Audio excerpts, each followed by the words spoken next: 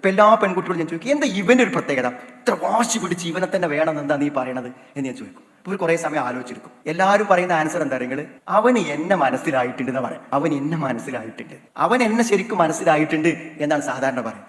വേറെ ഒന്നും പറയില്ല. അവന്റെ വല്ല യോഗ്യതകളോ സ്വഭാവ ഗുണങ്ങളോ ഒന്നുമല്ല പറയും, ഇത് മാത്രം പറയാം. സത്യത്തിൽ ഇതിന്റെ ഏറ്റവും വലിയ രഹസ്യം ഞാൻ പെൺകുട്ടിയോട് പറഞ്ഞു കൊടുക്കണം എന്താ വെച്ചാൽ, ഇതൊന്നുമല്ല. നിങ്ങൾ തമ്മിൽ വേർപിരിയാൻ നിങ്ങൾക്ക് കഴിയാതിരിക്കാൻ കാരണം നീ ഒരു പെണ്ണും അവരൊരു ആണും ആയതുകൊണ്ട് മാത്രമാണ്.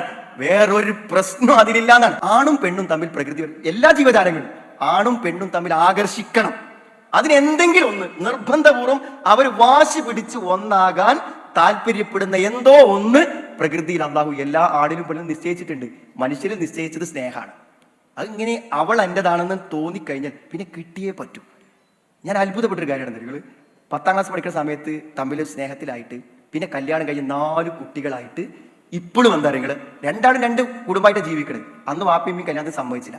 ഇപ്പോഴും മനസ്സിൽ അവർ രണ്ടുപേരും പരസ്പരം ഇഷ്ടപ്പെട്ടാണ് ജീവിക്കുന്നത്. അപ്പോൾ ഒന്നാകണം എന്ന് ഇങ്ങനെ ആഗ്രഹിച്ച് കഴിയുമ്പോൾ എന്താ വെച്ചാൽ അവസാനം അയാൾക്ക് ഒന്നും ചെയ്യാൻ പറ്റില്ല. ജോലി ചെയ്യാൻ പറ്റുന്നില്ല, ഓഫീസ് പോകാൻ പറ്റുന്നില്ല. ഇതന്നെ ചിന്ത.